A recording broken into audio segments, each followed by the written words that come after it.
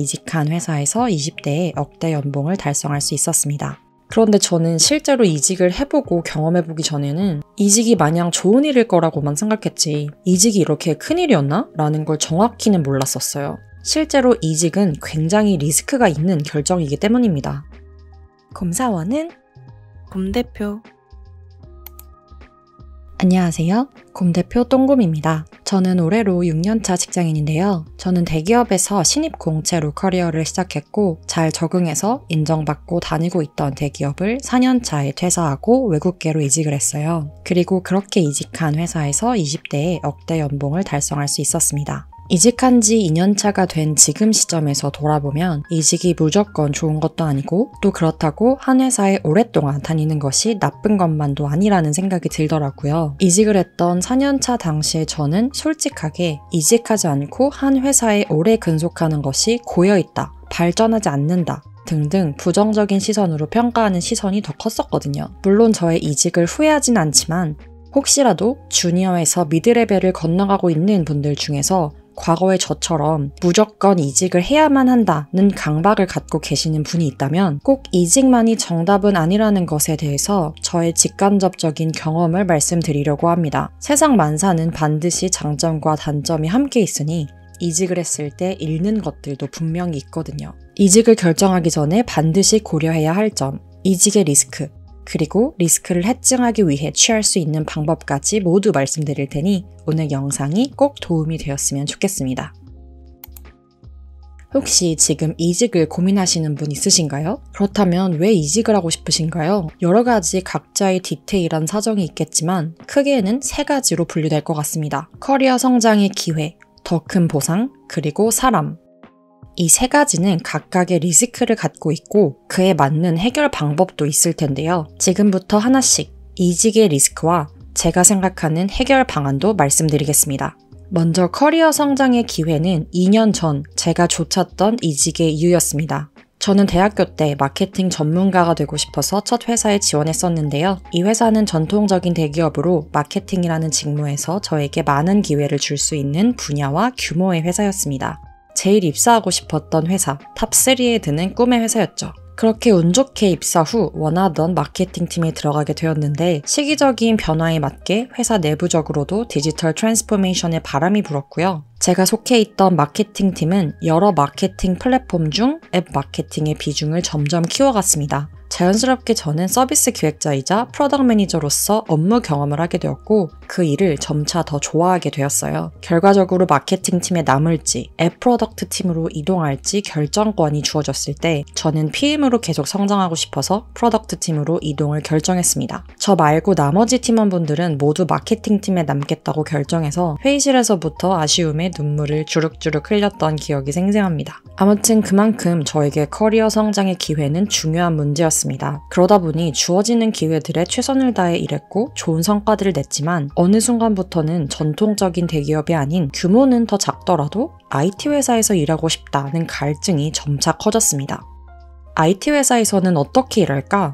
이 갈증은 제가 속해 있는 전통적인 대기업에서 그 어떤 좋은 보상과 업무 기회를 주더라도 채워줄 수 없는 성질의 것이었어요. 저는 IT 회사 특유의 문화와 프로젝트를 경험하고 싶어졌거든요. 4년차였던 당시에 저는 팀장님, 팀원분들과의 관계도 굉장히 좋았고 제가 제안하는 이니셔티브가 부서 차원에서 크게 프로젝트화될 만큼 감사하게도 리더십 레벨에서도 많은 지원을 받았습니다. 한마디로 인정받고 있었고 어찌 보면 제가 하고 싶은 일을 편하게 할 수 있는 환경이 조성되어 있었습니다. 그렇지만 저에게 가장 중요한 기준은 커리어 성장이었고 그때 당시 제가 원했던 성장은 IT 회사에서만 얻을 수 있는 것이었기에 이직 결정을 내리기가 어렵지 않았습니다. 정말로 연봉을 깎는 한이 있더라도 이직을 하겠다는 생각이었어요. 그래서 제가 원했던 회사들에 합격하자마자 곧바로 이직 의사를 말씀드렸습니다. 다행히 저는 이직 후에 제가 원했던 커리어 성장 측면에서 굉장히 만족하고 있습니다.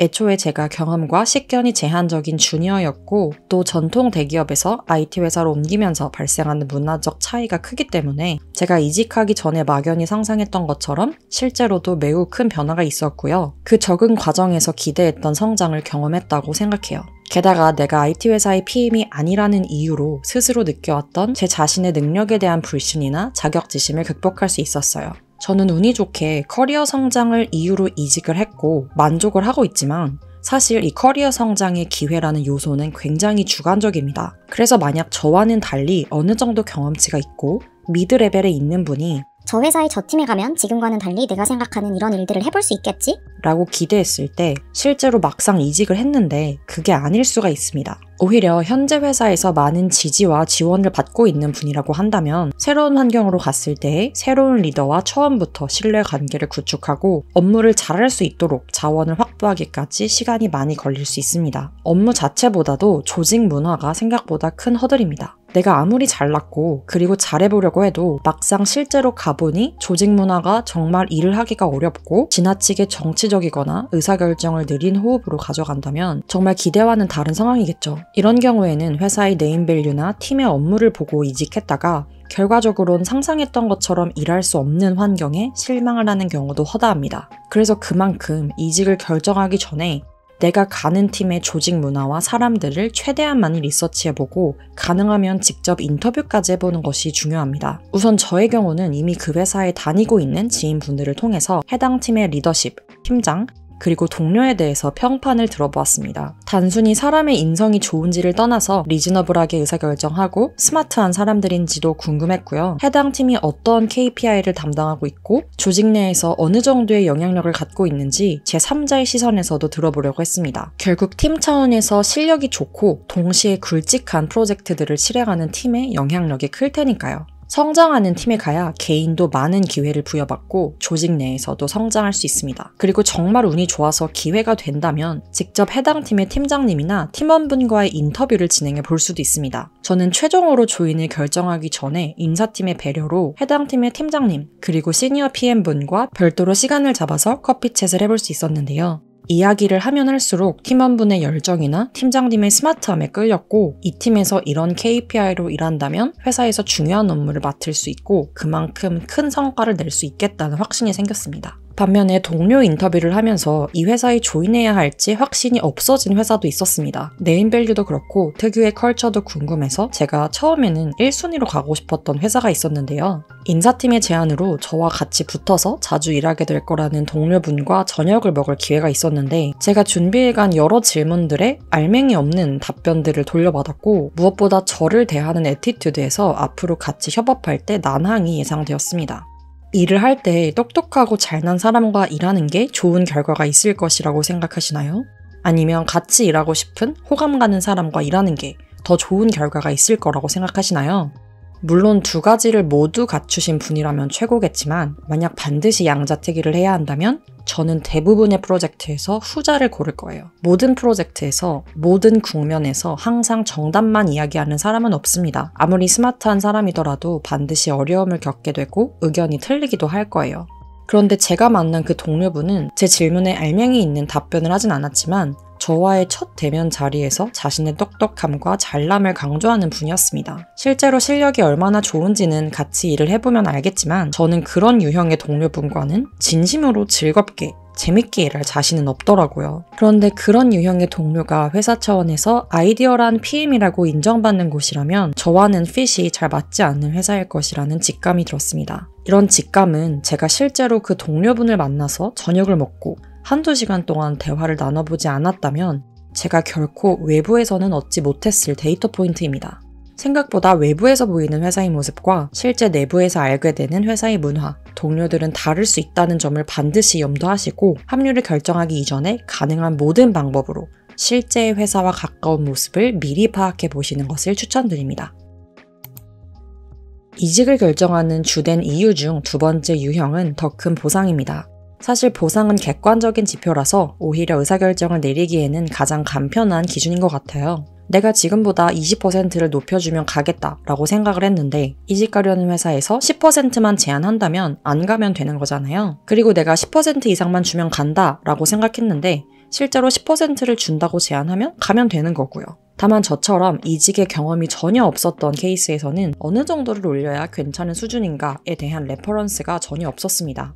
그래서 저는 제 주변에 업계 선배들에게 조언을 구했었는데 보통 15%에서 20% 정도면 나쁘지 않은 수준으로 제안받은 거라는 말을 들었었고 실제로 챗 GPT에게 물어보니 15%에서 30%가 일반적이라는 답을 주었습니다.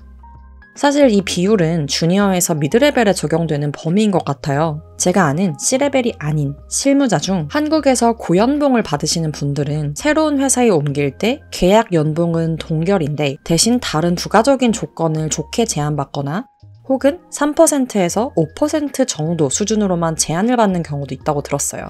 애초에 그분들의 연봉은 5%만 올려도 절대적인 금액이 높기 때문에 그렇겠죠? 결국 적정한 연봉 상승 비율은 상황에 따라서 다르다라는 말씀을 드리고 싶었습니다. 저는 크게 연봉 협상을 신경 쓰지 않았어도 개인적으로는 문제가 되지 않았던 것이 저는 커리어 성장을 위해서 연봉을 낮춰서라도 이직을 하겠다라는 생각을 했었기 때문입니다. 그래서 맨 처음 오퍼 받았던 30% 정도의 인상 제한에서 더 이상 협의를 할 생각도 하지 않았고 그냥 네, 연봉 부분은 좋습니다 라고 대답했던 기억이 나요. 다만 당시에 제가 여러 개의 회사를 동시에 합격했던 상태라 연봉 협상을 하는 과정에서 계속해서 더 높은 수준으로 회사에서 제안을 주었습니다. 결과적으로는 굉장히 만족스럽게 협상이 마무리되어서 동시에 여러 개의 회사를 합격해라가 팁이라면 팁이 될 수도 있겠네요. 때에 따라서는 연봉 협상을 목적으로 너무 여러 번의 핑퐁을 하면 회사에서도 후보자에 대한 검토를 중단하고 채용을 포기하는 경우도 있다고 합니다. 따라서 연봉 협상에 대한 나만의 기준을 갖고 적정한 선에서 협의를 하시는 게 중요할 것 같아요.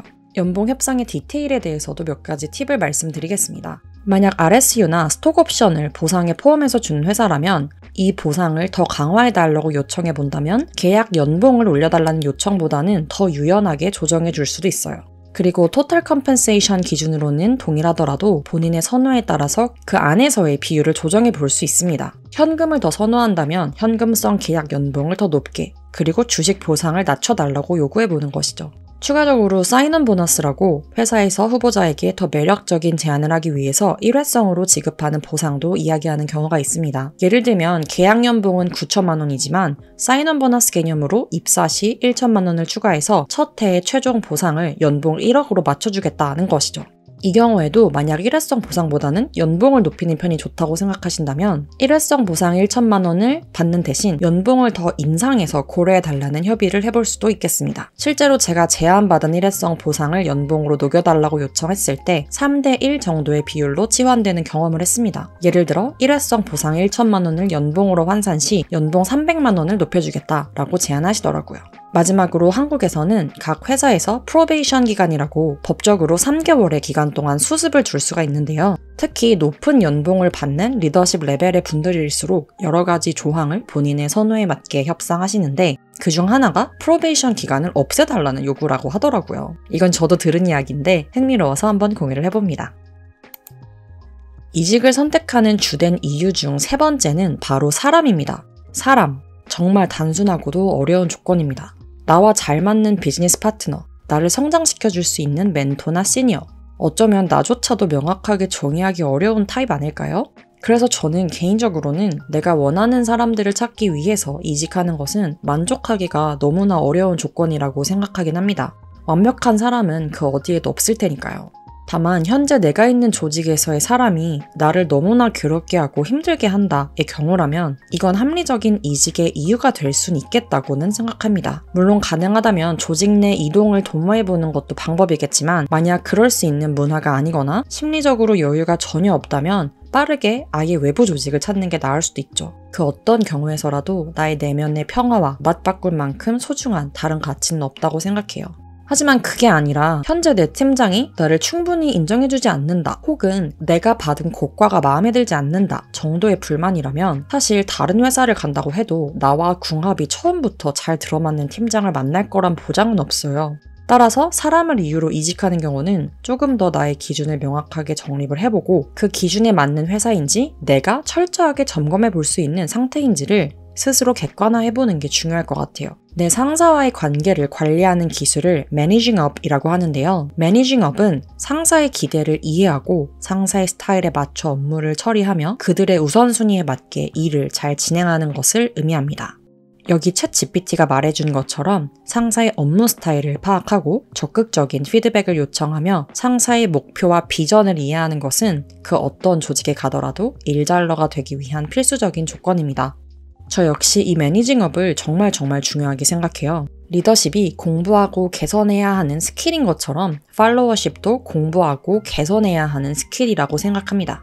이렇게 하고 나서도 정말 내가 현재 상사와 도저히 잘 맞지 않는다는 생각이 든다면 앞서 소개해드린 커리어 성장의 기회, 더 큰 보상을 기준으로도 이직의 기준을 세워보고 그 기준에 맞게 결정을 하시면 좋을 것 같아요.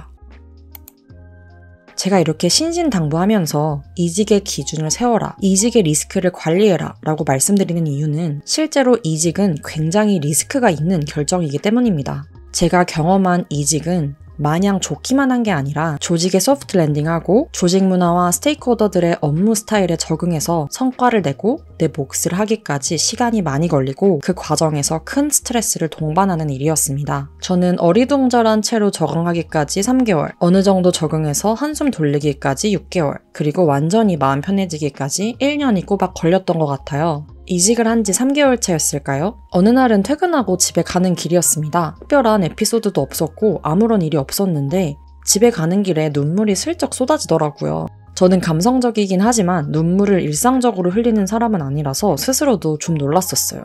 생각해보면 환경과 사람이 바뀌었을 뿐 아니라 경력직 이직을 처음 경험해보는 것이었는데 저도 모르게 극심한 스트레스와 압박감을 느끼고 있었던 것 같아요. 경력직으로서 조직에 적응해서 즉시 성과를 내고 나를 증명해야 한다는 압박감, 그리고 나는 아직 들어가지 못한 저 이너서클에 들어가야 한다는 사회적인 스트레스까지. 제가 더욱 두려웠던 것은 한 번 이직을 한 사람은 앞으로도 계속 이직을 하면서 커리어를 개발할 가능성이 크다는 것이었어요. 저도 커리어 성장을 큰 축으로 하는 사람으로서 앞으로 또 다른 방면으로 좋은 기회가 생기면 또다시 이직을 하게 될 게 예상이 되잖아요. 그런데 저는 실제로 이직을 해보고 경험해보기 전에는 이직이 마냥 좋은 일일 거라고만 생각했지, 이직이 이렇게 큰일이었나?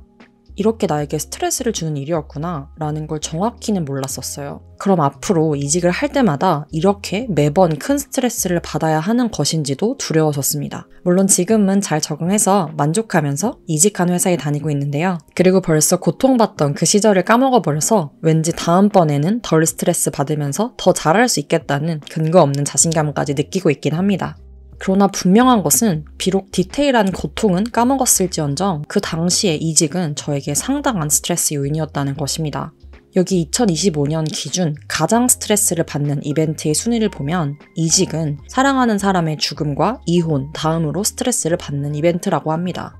따라서 저처럼 도전과 변화를 지향하는 사람에게도 이직은 굉장히 큰 스트레스를 준다는 점을 고려해서 자신의 성향과 개인적인 기준에 맞게 이직을 결정하시면 좋겠다는 생각이 들어요. 예를 들어 자신이 안정적이고 변화 없는 삶에서 큰 만족감을 느끼는 분이라면 사실 이직이 답이 아닐 수 있다는 생각을 이제는 하게 되었습니다. 직장에서의 경험과 성장은 인생의 중요한 부분이지만 스스로 굉장히 고통받으면서까지 모두가 해야만 하는 숙제는 아니라고 생각을 합니다. 하나의 직장을 오래 다니면서도 많은 경험과 성장을 하는 분들을 많이 봐왔거든요.